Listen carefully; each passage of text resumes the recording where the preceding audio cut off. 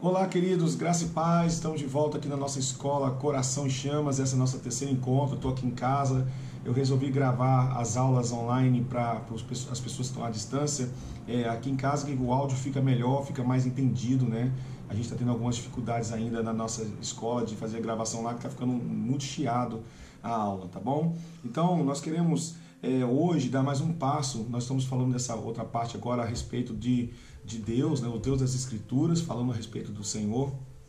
E eu quero já dar um passo bem importante hoje com vocês. E nós vamos ler alguns pontos. Lógico que na apostila que eu estou enviando para vocês tem muito mais informações. Eu só vou destacar alguns pontos aqui para a gente chegar, para ser bem focado mesmo na aula que nós queremos trazer aqui hoje, tá bom? Mas falando um pouco falando mais a respeito de Deus, né? Eu queria falar um pouco a respeito da Trindade, né? Essa palavra triunidade é uma palavra latim. Essa palavra foi usada pela primeira vez por um homem chamado Tertuliano, lá no meado do século II, para o início do século III. Tertuliano foi o primeiro a usar essa palavra para poder descrever esse mistério, né? O mistério de um único Deus revelado em três pessoas distintas. Isso é chamado de Trindade. Isso é um mistério, o mistério da Trindade. Existem muitas coisas que Deus tem revelado para nós, né, através das Escrituras, mas aqui que nós falamos, lembra que nós falamos sobre Deus, nós falamos sobre Deus ser cognoscível ou incognoscível, e existem essas duas partes, né, a cognoscibilidade de Deus, as partes que nós podemos conhecer, a cognoscibilidade, Deus é cognoscível, né, e também temos a parte incognoscível, ou a incognoscibilidade de Deus, que é a parte que nós não podemos conhecer, que vai além dos nossos pensamentos. Isso se dá à nossa limitação como ser humano, e Deus ser um Deus infinito, um Deus eterno, né? Os seus pensamentos são maiores que nossos, não tem como a gente chegar a alcançar esse nível. Mas aquilo que nós conhecemos de Deus, também nós aprendemos, é o que Deus se permite conhecer. Né? Quando nós falamos um pouco sobre os atributos de Deus, está relacionado à mesma coisa. Existem atributos de Deus que nós podemos conhecer, que Ele se revelou. Né? Os atributos de Deus são as partes em que Deus permite a gente conhecer dele mesmo, né? A parte cognoscível.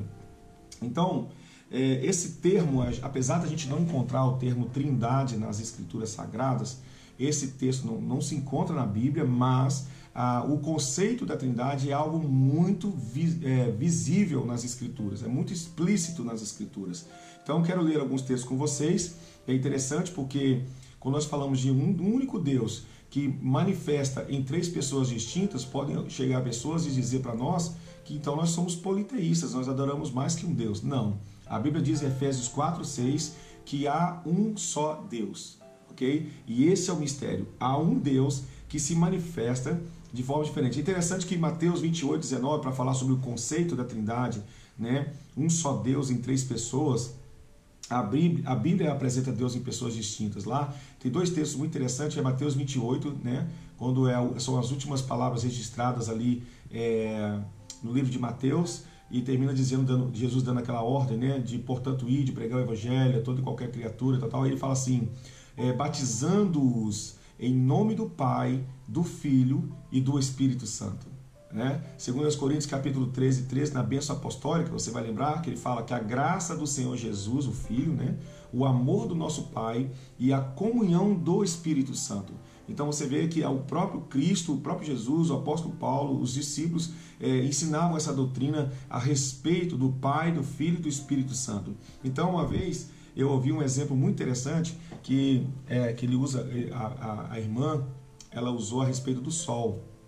Você pega uma chapa, né, de raio-x e você vai e coloca diante do sol, você vai ver o corpo do sol. E ela fala o seguinte, que o corpo do sol representa o Pai, o próprio corpo ali, o sol, né? A luz que dele ilumina é o Filho e o calor que sentimos na pele é o Espírito Santo. Eu achei muito lindo esse exemplo a respeito da Trindade, porque não tem como explicar. Né? É algo que está além do nosso limite. Então nós podemos ter aquilo que a Bíblia está dizendo. Então, como a gente falou, o princípio é que Paulo falou, né, aos Coríntios, que nós não podemos ultrapassar o que já está escrito. E quando a gente tenta ultrapassar o que já está escrito, a gente acaba entrando em heresia, entrando em problemas doutrinários e etc. Então a gente precisa pegar o que está escrito. E Deus, existem muitas coisas que Deus resolveu não nos dizer, não nos responder, né? Deus está preocupado em nos revelar a sua vontade a respeito do reino, da salvação. Então nós precisamos nos apegar àquilo que já está escrito, né? E não tentar inventar coisas. Então o que está escrito a gente pode chegar e ver que realmente Deus nos ensina, a Bíblia nos ensina a respeito da Trindade. Eu queria mostrar algumas bases bíblicas na Bíblia, tanto no Antigo Testamento quanto no Novo Testamento, beleza? Então vou falar de alguns textos aqui, vou ler para você. Gênesis 1, 26 e 27. Gênesis 1, 26 e 27. Deixa eu abrir junto com você. Diz assim, Gênesis 1, 26 e 27. Também disse Deus, presta atenção, também disse Deus, Deus no singular, Deus aqui, desculpa, também disse Deus, é a palavra Elohim, né? Também disse Deus, façamos o homem a nossa imagem. Façamos, olha isso, também disse Deus, façamos o homem a nossa imagem, conforme a nossa semelhança. Esses textos apresentam a pluralidade de Deus. É interessante que Gênesis capítulo 1, versículo 1 diz, no princípio criou Deus os céus e a terra. E no hebraico é Bereshit bara Elohim. No princípio Deus criou. E a palavra Deus aqui está no plural, Elohim, Deus, mostrando mais uma vez implicitamente a pluralidade do Criador do nosso Senhor.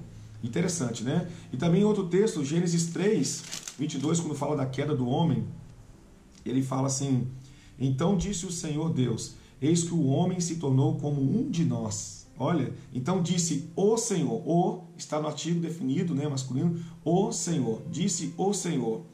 E ele fala, do singular, né, o Senhor, e ele fala, eis que o homem se tornou como um de nós. Mais uma vez, apontando para a pluralidade de Deus. Também temos a Torre de Babel, em Gênesis capítulo 11, versículo 7, que diz, vinde e desçamos e confundamos ali a sua linguagem. Olha isso, vinde, desçamos e confundamos ali a sua linguagem. Então você mais uma vez você vai ver biblicamente falando a respeito da pluralidade desse Deus, um Deus único e que se manifesta em três pessoas distintas. Isso é muito interessante, né? Vamos ler agora no Novo Testamento também textos que apontam para a Trindade, né? Nós temos o batismo de Jesus, esse texto é tremendo. É quando Jesus vai se batizar, João Batista está no Rio Jordão batizando, e Jesus aparece então, e ele vai se manifestar, o seu ministério vai começar ali, após o batismo, né? Ele vai passar depois 40 dias sendo tentado no deserto, e a partir de então ele começa a manifestar o poder de Deus, e começa então o seu ministério. Mas um versículo no capítulo 3 de Mateus 16 e 17, Mateus 3, do 16 ao 17 fala, desculpa aqui, cadê? Mateus 3, 16 e 17 fala, batizado Jesus, esse texto é muito legal, saiu logo da água, e eis que se lhe abriram os céus, e viu o Espírito de Deus descendo como pomba, vindo sobre ele, e eis uma voz dos céus que dizia, este é o meu Filho amado, em quem me comprazo. Eu acho isso demais. São a manifestação da Trindade. O Filho se batiza, o Espírito desce como pomba e o Pai diz, esse é meu Filho amado. É interessante, né? A gente não consegue, como pode, eles são três, eles não se separam, mas aqui eles estão separados, estão se manifestando separadamente. Então é uma coisa muito além do nosso limite. Deus é infinito, né? Está além do nosso pensamento, mas o que nós temos de revelação a gente pode ver que realmente, de fato, existem essas três manifestações distintas. Eu sempre falo que eu acho muito interessante é que o Antigo Testamento é a manifestação do Pai, e no Novo Testamento dos 4 Evangelhos é a manifestação do Filho. E quando chega no livro de Atos até os nossos dias, é a manifestação do Espírito. Só que é interessante que agora parece que o negócio é ao contrário. Nós estamos no tempo da manifestação do Espírito, hoje agindo na igreja e através da igreja, através dos dons, da capacitação, do poder, sinais e etc. Só que mais à frente, em 1 Coríntios 15 fala, nós sabemos do milênio, quando Cristo virá sobre a terra, vai reinar sobre a terra. Em Apocalipse 20 fala sobre o reino milenar, e vai ser a manifestação do Filho, ou seja, Antigo Testamento, manifestação do Pai, do Filho no Novo Testamento, os 4 Evangelhos, o Espírito manifesta agora do livro de Atos até os nossos dias, agora vai ser o Filho que vai voltar e vai manifestar na terra, e em 1 Coríntios fala que ele vai colocar tudo debaixo dos pés e devolver para o Pai. Abriu-se o livro e fechou-se o livro, Tudo vem do Pai e vai voltar para o Pai. Então, isso é muito legal, né, dessa visão bíblica das coisas a respeito da Trindade. E agora, nós temos também Mateus 28, aí nós já falamos, Mateus 28, que fala batizando-os em nome do Pai, do Filho e do Espírito Santo, e também em 2 Coríntios capítulo 13, que fala que a graça do Senhor Jesus, o amor do nosso Pai e a comunhão do Espírito. Então nós temos bases bíblicas, né, bem claras a respeito da Trindade. Outro ponto também que é interessante, né, que eu falei, Gênesis 1:1, que fala Bereshit bara Elohim, o verbo criar está no singular, bara, né? No princípio Deus criou, bara, e enquanto que o nome divino Elohim está no plural. Também temos a visão de Isaías capítulo 6, né? A gente vai ver essa distinção das pessoas da Trindade. Isaías capítulo 6, Isaías capítulo 6, quando Isaías é arrebatado, tem uma experiência espiritual poderosa, né, de ver o templo e tal, e ele diz, Isaías versículo 6, 8, que diz, olha isso, depois disso, ouvi a voz do Senhor que dizia, a quem enviarei e quem há de ir por nós? Olha, disse eu, eis-me aqui, envia-me a mim. Isso é muito interessante, né? Deus falando, o Pai falando, a quem enviarei? Eu acho isso muito legal, porque isso revela algo muito fantástico. O Pai é quem envia. Por isso que ele falou assim, a quem enviaremos? Ele fala, eu projeto, né? Eu planejo, a quem enviarei? E aí ele fala, e quem há de ir por nós? Então eu acho muito fantástico a revelação da Trindade nas Escrituras Sagradas. Olha o versículo 1. O versículo 1 diz assim, no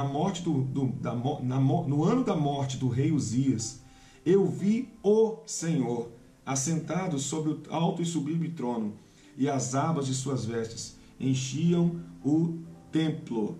Isso é muito tremendo. Ele fala, eu via o Senhor. E no versículo 8 ele usa a pluralidade, né? A quem há de ir por nós. Legal, né? E outro texto também muito interessante, eu queria ler com você, é João 10:30. João 10:30, eu acho, como é que a Bíblia ela faz essa distinção, que realmente existe essa distinção, né? E João 10:30 fala assim, ele diz, eu e o Pai somos um. Opa, eu e o Pai somos um. Mas aqui, olha que interessante, eu e o Pai somos um, e quando vai para João 8:17 e 18, lembra, João 10:30 fala, eu e o Pai somos um. E agora, João 8:17 e 18, diz, também na vossa lei está escrito que o testemunho de duas pessoas é verdadeiro. Agora está falando de duas pessoas, que na lei, né, o testemunho de duas pessoas é verdadeiro. E ele fala, eu testifico de mim mesmo, e o Pai que me enviou também testifica de mim. Ou seja, eles são um e são dois. Então, o que está dizendo em João 10:30 é que eles são um no sentido de intimidade, de ser um, né? De ser um com o Pai em tudo que ele faz, em tudo que ele pensa, em tudo que ele age. Só que em João 8 ele já faz essa distinção. Eu e o Pai somos um, como duas pessoas distintas. Não é interessante isso? Beleza. Então, o outro ponto que a gente vai ver rapidamente, só vou ver alguns exemplos, mas a apostila que eu estou enviando para vocês tem mais informações do que tem aqui no próprio texto, que você vai ver também uma interação da Trindade. Eles interagem, né? Nós temos essa revelação também bíblica das divisões das tarefas, né? A ação conjunta da Trindade, né? Que reforçam a ideia da triunidade, né? Então você vai ver que a interação entre as pessoas da Trindade ela é muito clara nas Escrituras. Nós temos a interação na criação, eu quero ler com vocês aqui, né? Os textos estão tudo anotados, tá bom? Existem mais textos, mas você vai receber a apostila. Se caso você quiser mergulhar ainda mais no conhecimento, vai te ajudar bastante. Neemias 9. Vamos lá, Neemias. Aparece para mim, Neemias. Rapidinho, Neemias capítulo 9, no versículo 6. 9, versículo 6 diz assim: só tu és Senhor, tu fizeste o céu dos céus, e todo o seu exército, a terra e tudo quanto nela há, os mares e tudo quanto há neles, e tu os preservas a todos com vida, e o exército dos céus te adora. Ele está falando da criação, e ele mostra, ele fala da manifestação do Pai. Aqui ele está falando diretamente do Pai, como aquele que criou. Tu fizeste, só tu és Senhor. Quando a Bíblia no Antigo Testamento vai declarar a respeito do Senhor, ele está sendo literalmente falando a respeito do Pai, nesse sentido aqui. Então ele dá a manifestação do Pai no Antigo Testamento, e ele fala, só tu és Senhor, tu fizeste o céu dos céus e todo o seu exército, a terra e tudo quanto há nela, os mares e tudo quanto há neles, e tu os preservas a todos com vida. Então ele está citando a respeito do Pai. Só que quando nós chegamos em João, capítulo 1, ele vai citar o Filho na criação também. Então eu quero que você veja a interação da Trindade na criação. João, capítulo 1, diz assim, no princípio era o Verbo, e essa aqui está falando a respeito de Jesus, né? O Cristo, o Verbo, a palavra que se fez carne. No princípio era o Verbo, e o Verbo estava com Deus. E o Verbo era Deus.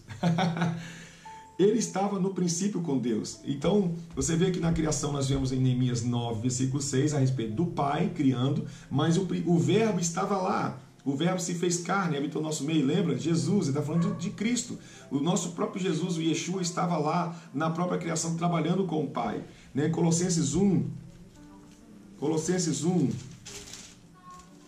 15, e sabeis também vós, Colossenses 1, 15 diz, este é a imagem do Deus invisível, o primogênito de toda a criação. Ele é o primogênito de toda a criação, pois nele foram criadas todas as coisas, nos céus e sobre a terra, as visíveis e as invisíveis, sejam tronos, sejam soberanias, quer principados, quer potestades, tudo foi criado por meio dele e para ele. Ele é antes de todas as coisas, nele tudo subsiste. Olha, eu acho demais essa interação de Deus Pai, o Filho, mas não para por aí. Nós também vemos a manifestação do Espírito na criação. Nós vemos o Pai, o Filho e o Espírito. Então, olha comigo, Jó 33, desculpa. Carol, pega uma água para mim, amor. Jó 33, por isso que é bom gravar em casa, né? Jó 33, versículo 4, ele diz, o Espírito de Deus me fez, e o sopro do Todo-Poderoso me dá vida. Desculpa, Salmo, isso mesmo. O Espírito de Deus me fez, e o sopro do Todo-Poderoso me dá vida. Então você vê a manifestação do Pai, do Filho e do Espírito Santo. O Pai planeja. Nós vemos que na interação, na criação, nós vemos a interação do Pai, do Filho e também, desculpa, irmãos, e também do Espírito Santo. Então você, por exemplo, quando a Bíblia começa falando, e disse Deus, haja, ele fala, e disse Deus, haja luz, e houve luz.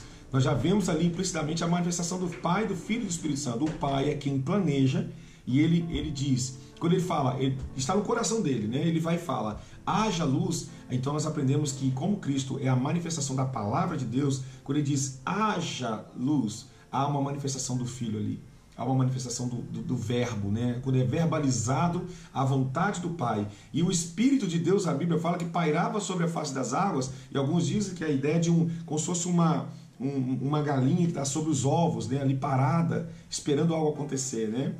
Para chocar. Então ele fala, o Espírito de Deus pairava sobre a face das águas. Então quando o Pai manifesta a sua vontade, Jesus aparece verbalizando a vontade de Deus, e o Espírito de Deus então começa a executar a vontade do Pai manifesta no Filho. Uau! Muito legal, né? Então você vê essa interação da Trindade, ok? Nós também podemos ver em vários aspectos na Bíblia. Vamos falar um pouco mais, que eu estou gostando do assunto. Então, nós também vemos o planejamento do Pai lá na redenção. Eu acho esse texto de Efésios muito tremendo. Abra sua Bíblia aí se você quiser, mas eu vou ler para você. Efésios é um livro que eu estou me apaixonando cada dia mais, ok? Efésios. Eu acho que eu vou querer também ver se eu consigo abrir, acho que no online fica mais rápido de abrir. Efésios, eu acho que essa versão aqui, é isso mesmo, a Efésios capítulo 1, tá? Do 3 ao 14. Olha isso, vamos lá. Bendito o Deus e Pai de nosso Senhor Jesus Cristo, que nos tem abençoado com toda sorte de bênção espiritual nas regiões celestiais, em Cristo. Assim como nos escolheu nele antes da fundação do mundo. Lembra que ele falou, bendito Deus Pai, tá? De nosso Senhor Jesus Cristo, que nos tem abençoado com toda sorte de bênção espiritual nas regiões celestiais, em Cristo Jesus. Assim como nos escolheu nele antes da fundação do mundo, para sermos santos e irrepreensíveis perante ele.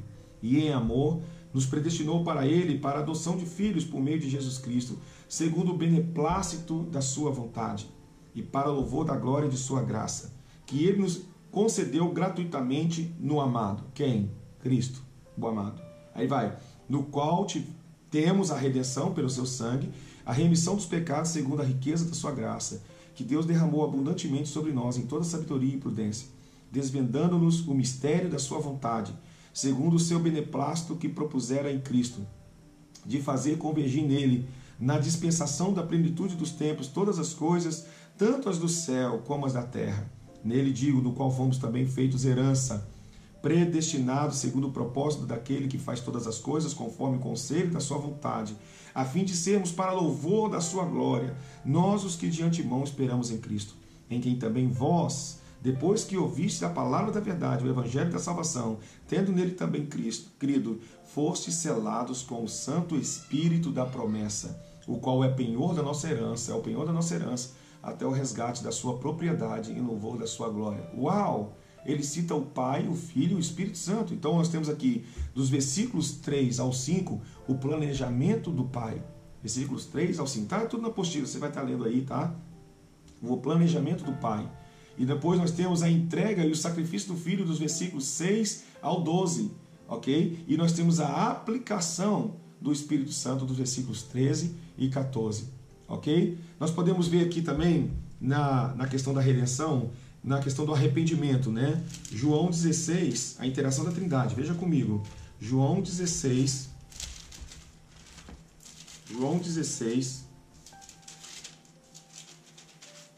versículos... João 16, versículo 16... João 16, do 8 ao 9, diz: quando ele vier, está falando do Espírito Santo, né? Convencerá o mundo do pecado, da justiça e do juízo. Agora é a respeito desse último ponto, né? Que existem outros pontos aqui para você ler na apostila, mas é o serviço na igreja, né? Nós podemos ver isso em 1 Coríntios. Vamos lá. 1 Coríntios, capítulo 4. Capítulo 12, do 4 ao 6, que diz: ora, há diversidade de dons, mas o Espírito é o mesmo. Olha isso. Há diversidade de dons, mas o Espírito é o mesmo.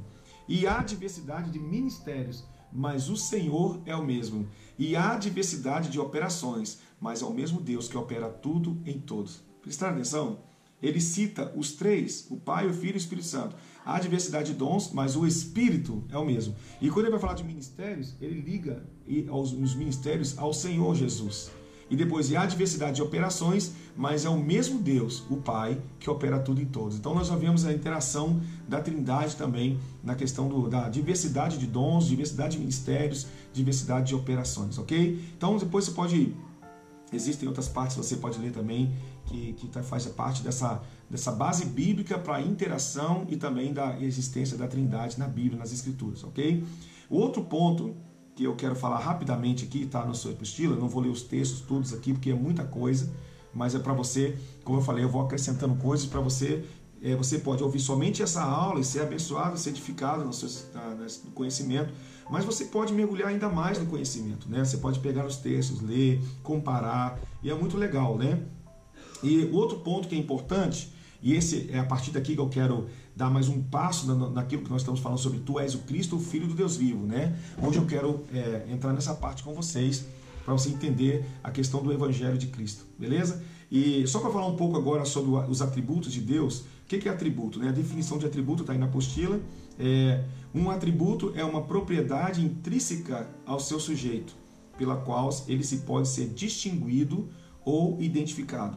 Então, devido à infinitude de Deus, a Bíblia descreve-o apenas dentro dos limites do nosso entendimento, né? Lá em Salmos, deixa eu ver se consigo abrir pela Bíblia aqui rapidamente, Salmo 147, só para destacar de novo essa questão da infinitude de Deus, né? Salmo 147, versículo 5 diz: grande é o Senhor nosso Deus e muito poderoso, o seu entendimento não se pode medir. Então lembre-se que os atributos de Deus são aquilo que Deus permite, que Ele atribui a si mesmo e Ele revela a nós. E existem classificações a respeito dos atributos de Deus. Romanos 1,20 fala os atributos invisíveis de Deus, que Ele se permite a gente conhecer, né? Então, os atributos eles são destacados na teologia de incomunicáveis, ou em outras escolas falam ou absolutos, ou imanentes, ou constitucionais. Existem essas diferenças de palavras, mas é a mesma coisa. Incomunicáveis, aqueles que estão totalmente relacionados ao Deus, né? Não é comunicado a nós, não é transitivo, não se passa para nós, né? Não são transitivos, mas existem também os atributos comunicáveis. Lembra que eu falei sobre cognoscível e incognoscível? É mais ou menos isso. Existem partes que é de Deus e outras partes que nós podemos ainda experimentar. Apesar de que ainda o que nós experimentamos, os atributos de Deus que nós podemos experimentar ainda é limitado e é relativo, né? Ainda não é na sua plenitude, mas nós podemos experimentar. Então nós temos, para falar de uma forma mais simples, para ficar mais simples para você também entender, existem atributos de Deus, ou seja, o que Deus atribui de si mesmo, né, que são incomunicáveis, não podem ser transferidos para nós, mas existem atributos de Deus que são comunicáveis, mesmo sendo relativos ou limitados ainda, ok? Então, atributos incomunicáveis e atributos comunicáveis. Eu vou citar só os nomes dos atributos com os textos aí. Já tem os textos na apostila, eu não vou ler aqui, senão a aula vai demorar muito, mas só para você tá vendo a lista aí da sua apostila? Leia todos esses textos, né? Faça um estudo sobre isso. Então nós temos aqui a descrição dos atributos incomunicáveis, absolutos e constitucionais. São os incomunicáveis. Vamos lá. Perfeição, realmente só Deus é perfeito, né? Infinitude, eternidade, imutabilidade, Deus é imutável, onipresença, esse oni é todo, né? Significa todo, todo presente, onisciente, todo ciente, onipotente, todo poder, ok? Onipresença, onisciência, onipotência e soberania. Esses são os atributos incomunicáveis de Deus. E nós temos os atributos comunicáveis, que são, aqui tem a descrição dos atributos relativos, comunicáveis ou pessoais, ou simplesmente dizer comunicáveis. Justiça, você vai ver aí o último texto da lista, sempre os últimos textos falam dessa comunicação, né? Justiça, amor, bondade. Você vê que amor e bondade são fruto do Espírito, né? Então são comunicáveis, nós podemos experimentar. Justiça, amor, bondade, olha isso, verdade e fidelidade. Por que verdade e fidelidade? Porque em alguns textos, em vez de falar verdade, fala fidelidade. Então você vê que uma pessoa que é verdadeira, ela é fiel, né? Então verdade e fidelidade. Santidade, nós podemos experimentar, ainda assim limitado, relativo. E sabedoria, que nós podemos buscar no Senhor sabedoria. Amém? Então esses são os pontos que para você estudar, né? Não dá para a gente falar, esgotar o assunto, porque é muita coisa. Eu tenho um estudo muito grande aqui de mais de 11 aulas, seria mais de 11 aulas falando a respeito de Deus. Só vou citar para você, nem vou colocar na apostila para você, mas os nomes de Deus que eu tenho aqui, ó, El Elyon, El Shaddai, El Roi, El Olam, Jeová Jireh, Jeová Nissi, Jeová Shalom, Jeová Sabaoth, Jeová Kadesh, Jeová Raá, Jeová Tzidkenu, Jeová El Gomlor, não sei como é que fala, Jeová El Gimolar, Jeová Naká, Jeová Shammah. Então existem vários, né? Dá para fazer um estudo muito mais amplo a respeito de Deus. Talvez eu faça um curso baseado somente nesse tema, porque realmente, mas eu trouxe aqui para a escola somente as bases que são importantes. Então, a partir de agora, eu queria falar com vocês, destacando pontos que são importantes para a gente entender o Evangelho de Cristo, né? Porque a gente chega à conclusão que para nós compreendermos o que Jesus veio fazer, nós precisamos entender primeiramente quem é Deus, quem é o homem, fazer comparações desse Deus das Escrituras, que as Escrituras revela, também com a realidade humana que as Escrituras revelam. É por isso que eu estou dando essa aula, essa pincelada a respeito de Deus, trazendo fundamentos bíblicos e teológicos para vocês, dos meus estudos, né? Eu gosto de estudar bastante a Bíblia, e O que é interessante, amados, quando se fala quem é Deus, parece que a primeira coisa que Deus precisa que nós saibamos, né, por revelação das Escrituras, é que Ele é o Criador. Por isso que a Bíblia já começa dizendo que Ele é o Criador. No princípio, Deus criou os céus e a terra. E quando você diz que Deus é o Criador, automaticamente, implicitamente, você está dizendo o seguinte, que se Ele é o Criador, Ele é o soberano. Ele é soberano sobre todas as coisas, sobre a sua vida. Ok? Em que sentido? Se Ele é o Criador, pensa comigo, você pediu para Deus para ter o nariz que você tem, o cabelo, a cor de pele, né? Em algum momento lá no céu, antes de você nascer, você falou assim, eu tenho aqui meu perfil, eu estabeleci um perfil aqui, um avatar para mim. Não, Deus é o Criador, Ele é que governa, Ele manda na sua vida, Ele é soberano, ok? Pode o vaso dizer para o oleiro o que fazer? Não, Deus é soberano.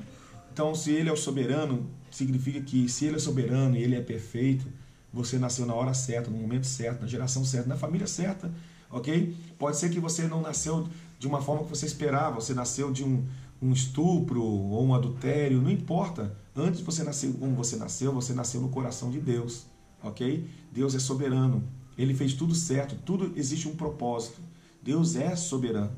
Tá? Então Deus é o Criador. Você vê isso em Atos 17, Paulo, quando ele vai pregar o Evangelho no palco da filosofia do mundo, na época, em Atos 17, em Atenas, né, no Aerópago de Atenas, Paulo ele fala sobre o Deus Criador. Né? Em nenhum momento ele fala que Deus é amor, mas ele fala que Deus é o Criador. Esse é o primeiro aspecto de Deus que nós precisamos saber a respeito dele. A Bíblia não começa tentando explicar se Deus existe ou não. Deus não está provando isso. A Bíblia não veio para provar que Deus existe, porque Deus é real. Deus é. Né? E o outro aspecto de Deus também que faz parte dos seus atributos é que Deus é santo. E eu acho muito interessante essa questão da santidade de Deus. Né? Vamos definir essa questão da santidade de Deus aqui na nossa escola. Porque o que é ser santo? Ser santo é ser separado. Mas tem um detalhe aí, porque ser santo, a gente dizer que Deus é separado do pecado, tem a ver com a perspectiva que temos do pecado. Mas havia uma eternidade em que Deus, ele não tinha pecado, não existia pecado para ele se separar do pecado, mas ele continua sendo santo. Então, o que a gente pode aprender a respeito? Porque isso faz parte da revelação bíblica que Deus é santo. Né? Para pensar. Deus separou um povo de todos os povos da terra, um povo santo, então. Israel é um povo santo, não é isso?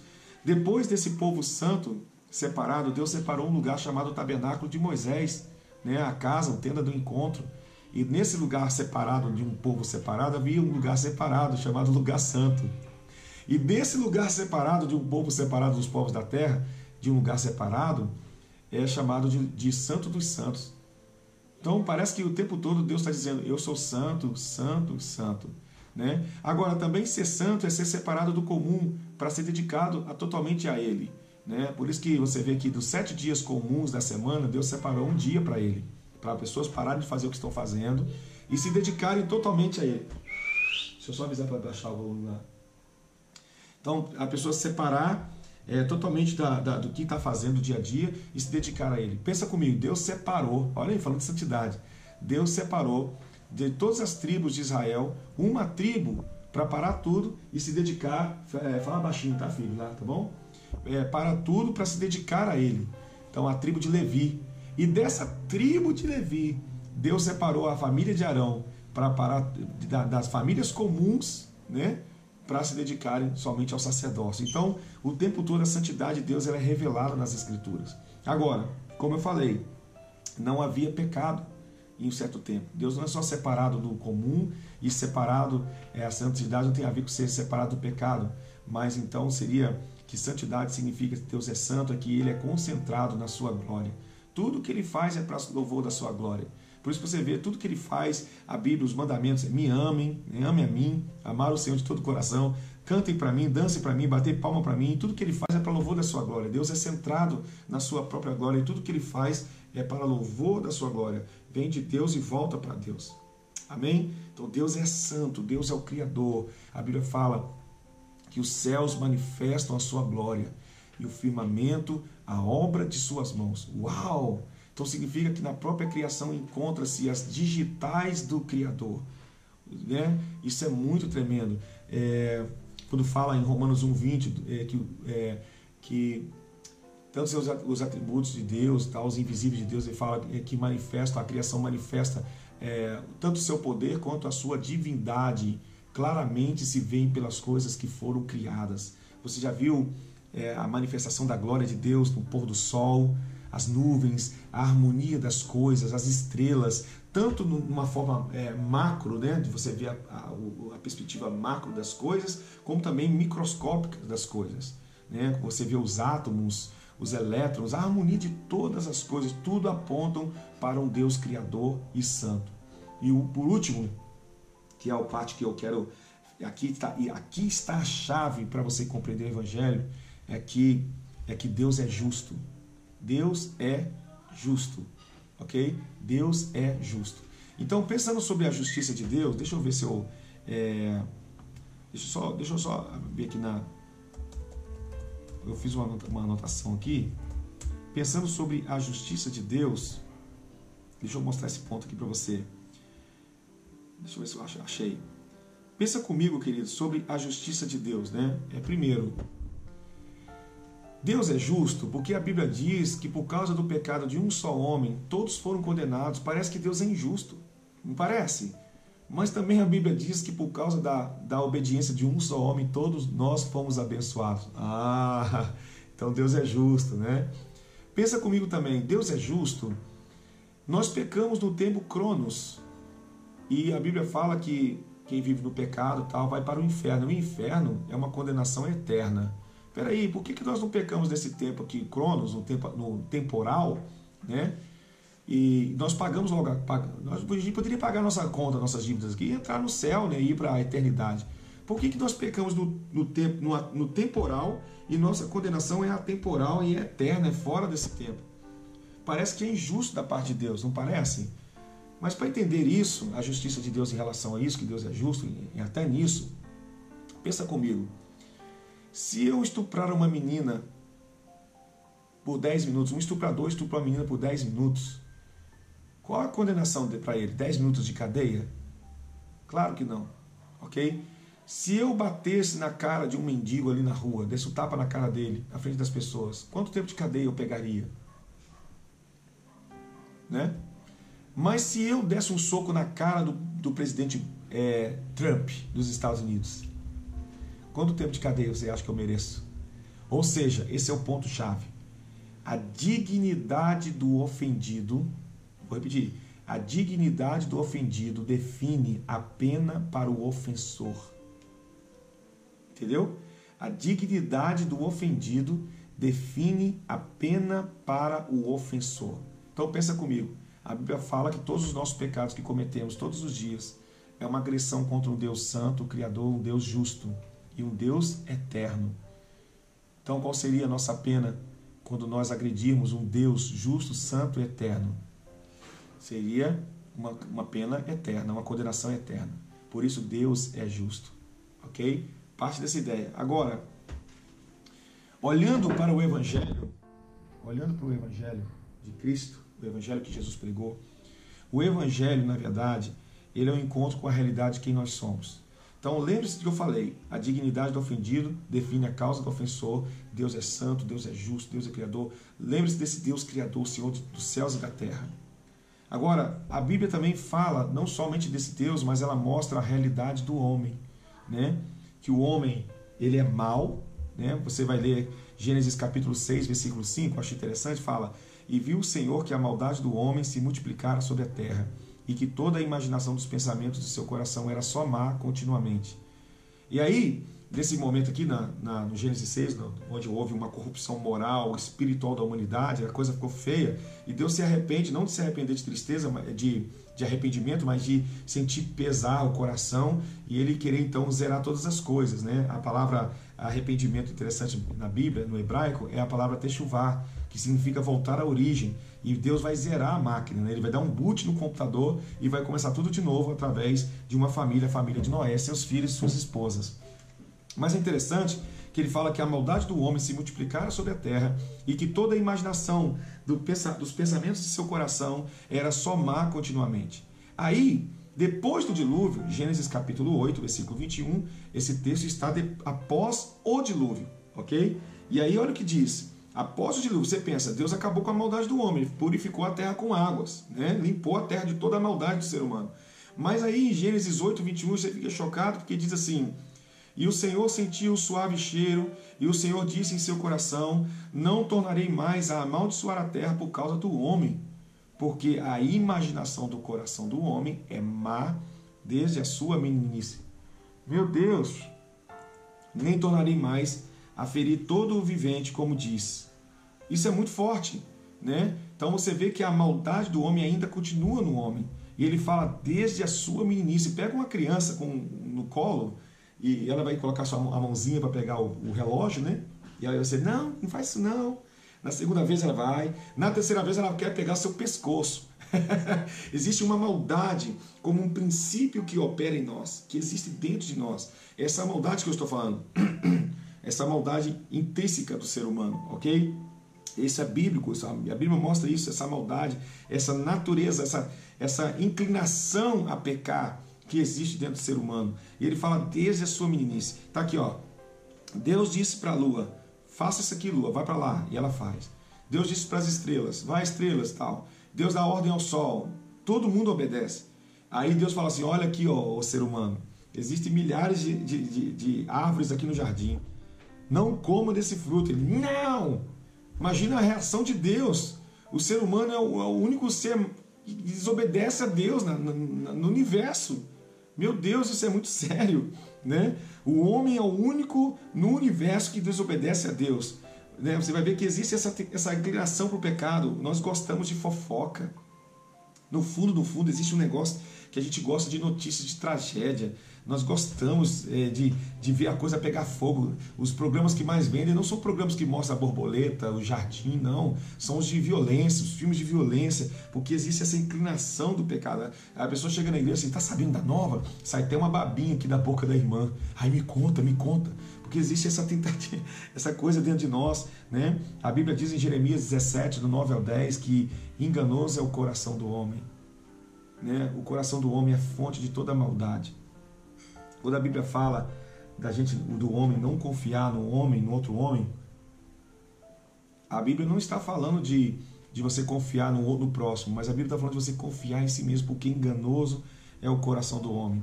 Tem um texto que fala também da maldade do homem, está em Isaías 64, do 6 ao 7, que fala: mas todos nós somos como o imundo, e todas as nossas justiças como trapo de imundícia, e todos nós murchamos como a folha, e as nossas iniquidades como o vento que nos arrebatam.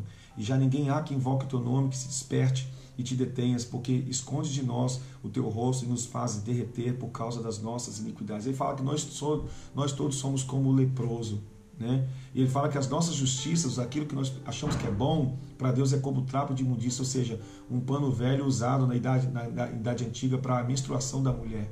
Então você vê, nós somos maus, o homem é mau. E aí a pessoa fala assim: imagina, você está repreendido, eu não sou mau não. Ah é?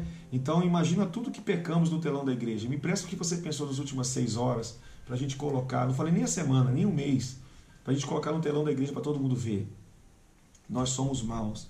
Tem outra frase que fala: os bons são maus disfarçados. Você já reparou, irmãos, que foram os melhores que mataram Jesus?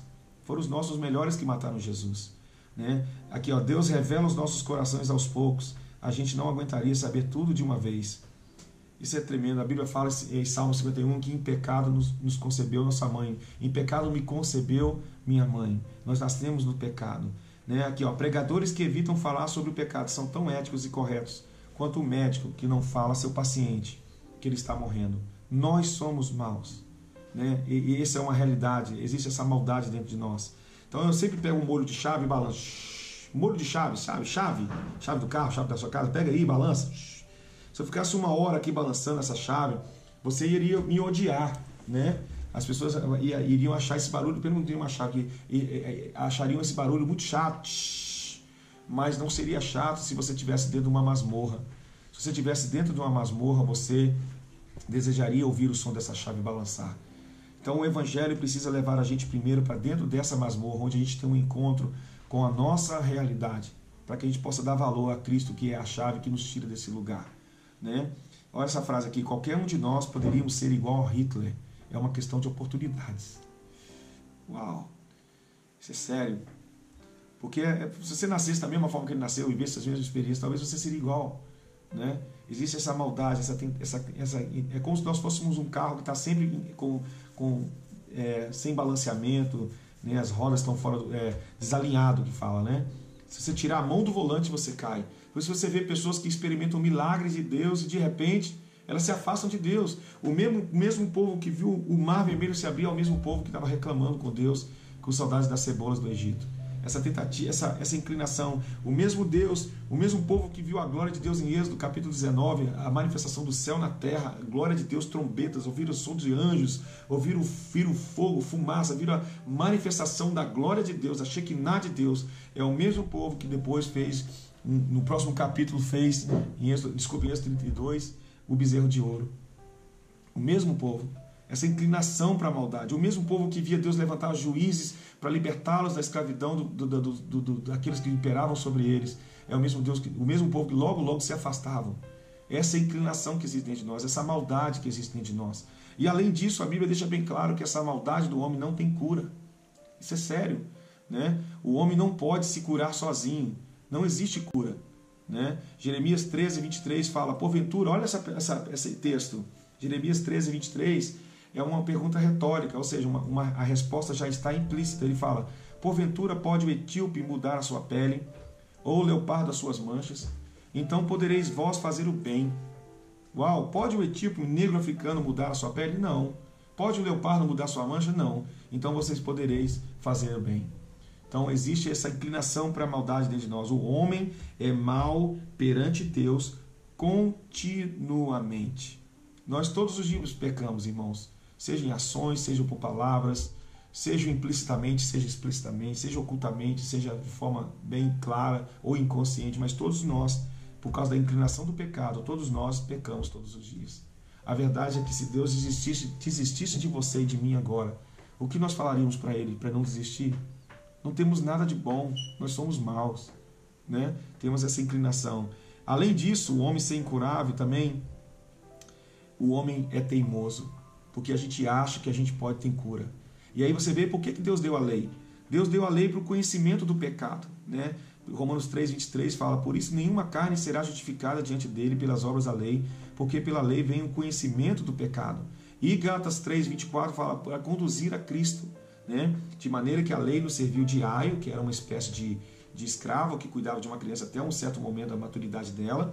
Ele fala, de maneira que a lei nos serviu de aio para nos conduzir a Cristo, para que pela fé fôssemos justificados. Olha que interessante. A lei veio o conhecimento do pecado. Isso é interessante, se você pode usar para você entender melhor. Eu sempre uso a história da minha esposa, né? Quando a gente era namorado e a gente sabia que era pecado, né? Certas coisas no relacionamento, a gente sofria, a gente queria orar, falava assim, eu tenho misericórdia de nós, para a gente não pecar, a gente não caiu, graças a Deus, né? Nós não caímos antes do casamento, mas foi difícil. Teve momentos, você que namora sabe que tem momentos que a gente tem que orar e falar, meu Deus, me ajuda, né? E aí você pensa assim, nossa, quando eu casar vai ser bom demais, vai ser todo dia. E aí quando você casa tem um tal de diálogo.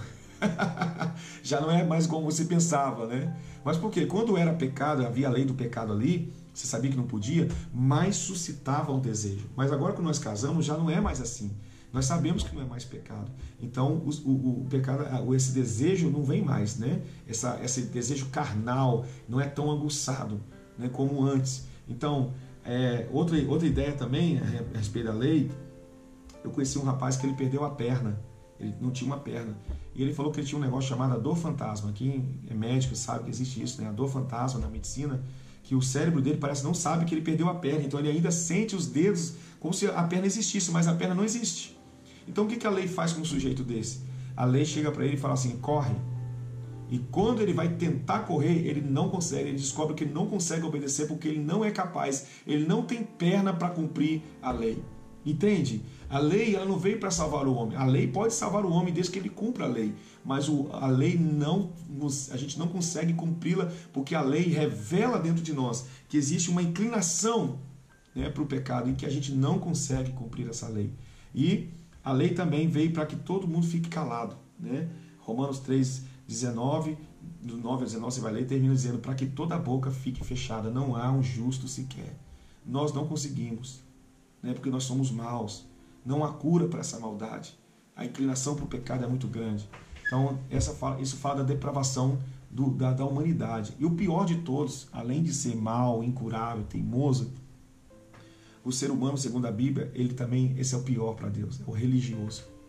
O religioso é o pior para Deus, porque existe um complexo, existe uma sensação, eu consigo, né? Eu consigo cumprir a lei, eu consigo, através das minhas obras, agradar a Deus, eu consigo. Então, essa questão da barganha, né? Eu dou oferta, Deus tem que me abençoar. Vem aqui na nossa igreja, porque aqui Deus é obrigado a te abençoar. Isso é religioso. Jesus escreveu Mateus capítulo 3, é Jesus gritando contra os religiosos. Ai de vós, hipócritas, ai de vós, raça de víboras, porque o homem não pode agradar a Deus se não for pelo Espírito de Deus. O homem tem que morrer para nascer de novo. Por isso que ele falou em João 3, tem que nascer de novo para ver o reino. Não tem como, não existe cura, não existe, deixa de ser teimoso, não existe. Porque tem pessoas que pensam o seguinte: Deus só vai me amar e vai gostar de mim se eu melhorar. Então eu faço um esforço para melhorar, para ser bom, para Deus. Então agora eu estou bom, porque eu estou indo para a igreja, eu tenho um ministério, eu faço coisas para Deus, eu dou oferta, eu dou meu dízimo. Então Deus com certeza está feliz comigo porque eu tenho feito essas coisas. Isso é mentira, isso é religião. Deus ama você, Ele escolheu te amar. Não existe nada de bom em você que atrai a misericórdia de Deus. Deus escolheu, partiu dele o amor dele por você. Então para de achar que você tem que melhorar para aumentar o amor deles por você. Para ele olhar e falar assim, nossa, não tem a ver conosco. Tem a ver com ele. Ele escolheu nos amar. Amém? Então, dar os últimos passos aqui para dentro do entendimento. O que acontece quando nós colocamos o homem diante de Deus? Um Deus santo, justo, criador e todos os outros atributos incomunicáveis de Deus, santidade, onipotência, onipresença, onisciência. Coloca esse homem diante de Deus. Mau, incurável, teimoso. A Bíblia chama isso de a ira de Deus. Essa palavra ira tem a ideia de o bufar das narinas de Deus. Bufar das narinas de um touro, né? A ira de Deus. A ira de Deus. Do céu manifesta a ira de Deus sobre todo aquele que troca a justiça pela impiedade. Então isso é a ira de Deus, esse encontro.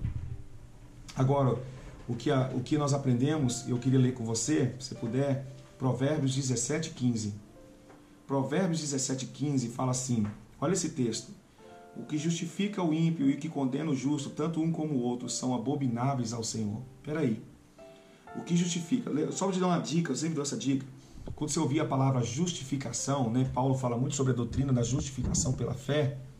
Essa palavra justificação, ela significa absolvição, tá? Como se fosse um tribunal, juiz, advogado, tal, e vão absolver ou condenar. Justificar é absolver. Ele fala, o que justifica o ímpio, ou seja, o que absolve alguém que merece ser condenado, e o que condena o justo, ou seja, o que condena alguém, um juiz que condena alguém que é inocente, que não merece ser condenado, para Deus são abomináveis.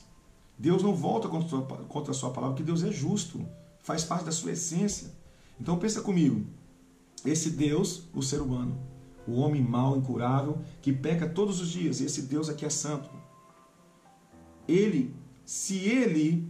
Pensa comigo, se ele justificar ou absolver o ser humano, sem aplicar uma pena para esse ser humano, o que Deus seria então? Ele seria abominável. Eu gosto de contar uma história para você entender. Imagina que você chega em casa e você encontra, vamos dizer que você é um marido, ou você é uma mulher, eu vou usar um exemplo. Imagine que eu chego em casa e encontro minha mulher morrendo. Ela foi estuprada por um homem e ela está sangrando na cama, está morrendo, engasgada com o próprio sangue. E eu chego no quarto, meu filho também está morto. O cara matou meu filho e minha esposa.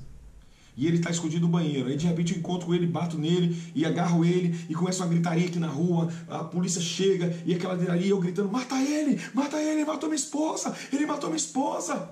E aí eles pegam, me seguram, não faz nada comigo, não faz nada com o cara e levam ele para um tribunal.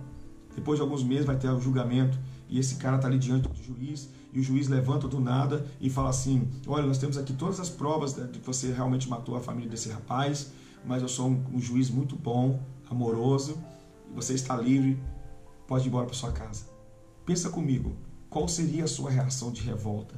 Você ficaria revoltado? Que tipo de juiz seria esse cara? Ele seria um cara abominável. Da mesma maneira, Deus seria esse juiz se ele não aplicasse uma pena para o ofensor. Se ele não aplicasse uma pena porque esse homem todos os dias peca. E se ele fizer isso, ele é o juiz que eu estou contando na história. Deus não vai fazer isso.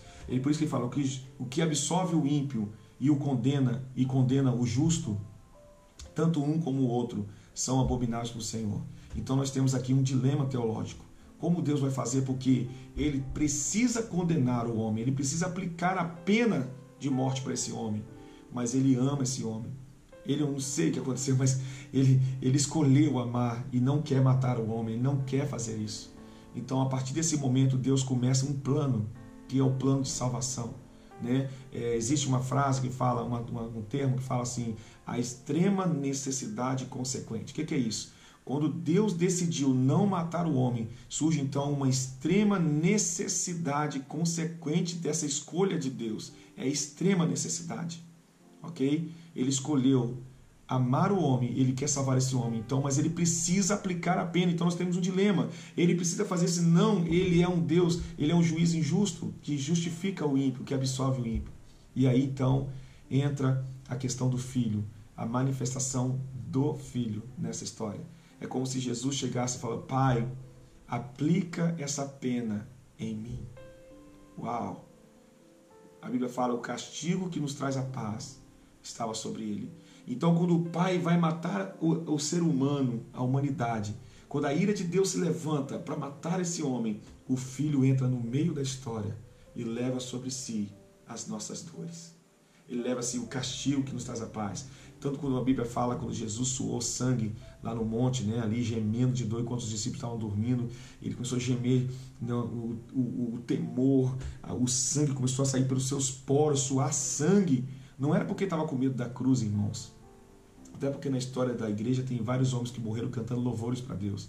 Ali a questão é a ira de Deus. Ele iria beber o cálice da ira de Deus. Por isso que ele falou, Pai, se possível fosse, passe de mim esse cálice. E é interessante que ele falou, se possível for. E o Pai sempre respondeu Jesus às suas orações, mas agora o Pai ficou calado, não respondeu. Porque de alguma maneira parecia ser impossível para Deus. Porque Deus nos ama tanto, Ele amou tanto e nos ama tanto. Por isso que fala, nos amou de tal maneira que deu o seu Filho. Ali ele ficou calado, ele não respondeu. E Jesus parece que sentiu o silêncio do Pai e falou assim, Pai, faça a tua vontade. Faça a tua vontade. E os dois fizeram uma loucura de amor por você. Mau, incurável, teimoso, religioso. Deus então morreu por nós, em seu Filho. É o Filho e o Pai fazendo uma loucura de amor por nós, pela humanidade, conforme diz Augusto Cury em seu livro. Isso é tremendo. E para terminar, para te abençoar, é muito lindo, né? Efésios 2, do 1 ao 5, fala assim, e vos vivificou, estando vós mortos em ofensas e pecados, em que em outro tempo andaste segundo o curso desse mundo, segundo o príncipe das potestades do ar, do espírito que agora opera nos filhos da desobediência, entre os quais todos nós, agora está falando dos judeus, né? Também antes andávamos nos desejos da nossa carne, fazendo a vontade da carne e dos pensamentos, e éramos por natureza filhos da ira. Aí olha o versículo 4, ele diz, mas Deus. Uau! Pensa, você está no seu trabalho, seu patrão te chama no escritório e começa a te elogiar. Olha, você é isso, você é uma boa funcionária ou bom funcionário, você tem sido uma pessoa tremenda aqui, papapá. E no final ele fala assim, mas... Quando ele fala assim, mas acabou, né? Cancela todos os elogios que ele fez para você. Nesse exato momento nós éramos maus, incuráveis, filhos da ira, teimosos, religiosos. Mas Deus. Esse mas mostra que Deus pensou em algo. Ele fala, mas Deus que é riquíssimo em misericórdia. Por que Deus teve misericórdia? Tem alguma coisa boa em você? Não, Ele quis ter misericórdia. Pelo seu muito amor com que nos amou, estando nós ainda mortos em nossas ofensas, nos vivificou juntamente com Cristo. Pela graça sois salvos. Ele quis ter misericórdia. Ele nos amou. Ele escolheu nos amar. E é isto que Cristo fez por nós. Deus nos ama e olha o que o seu amor fez. 1 João 4, do 8 ao 10. Aquele que não ama não conhece a Deus, porque Deus é amor. Nisto se manifesta o amor de Deus para conosco, que Deus enviou seu Filho unigênito ao mundo, para que por ele vivamos. Nisto está o amor de Deus. Não em que nós tenhamos amado a Deus, mas em que ele nos amou a nós e enviou seu Filho para a propiciação pelos nossos pecados. O que é propiciação? Essa é a solução do dilema que eu falei, né? O que justifica o ímpio, tal. Qual é a solução? É a propiciação. Você ouviu essa palavra? Propiciação? Propiciação vem da ideia de tornar propício, ou seja, Cristo foi propiciação, ele é um sacrifício que afasta a ira de Deus. Deus estava irado e ele precisava aliviar a sua ira. E Jesus então foi propiciação, tornou propício isso, né? Então Deus descarregou toda a sua ira. A Bíblia fala que agradou a Deus moê-lo. Por que agradou a Deus moer Jesus? Por causa do que ele fazendo isso, ele teria você e a mim. Meu Deus, nós somos algo que agrada o Pai. Que isso? Por causa disso, ele fez isso. Ele moeu Jesus. Ele moeu o seu próprio Filho. E ele, então, foi propiciação para nós. Nisto está o amor, não em que nós tenhamos amado a Deus, mas em que ele nos amou a nós e enviou seu Filho para propiciação pelos nossos pecados. Romanos 3:23 fala, porque todos pecaram e destituídos estão da glória de Deus, sendo justificados gratuitamente pela sua graça, pela redenção que há em Cristo Jesus, a qual Deus propôs para propiciação pela fé no seu sangue, para demonstrar a sua justiça pela remissão dos pecados dantes cometidos sob a paciência de Deus. Sob a paciência de Deus, pensa comigo. Davi, homem segundo o coração de Deus, pegou a mulher do seu próximo, usou a sua mulher e ainda colocou o seu amigo na guerra para morrer.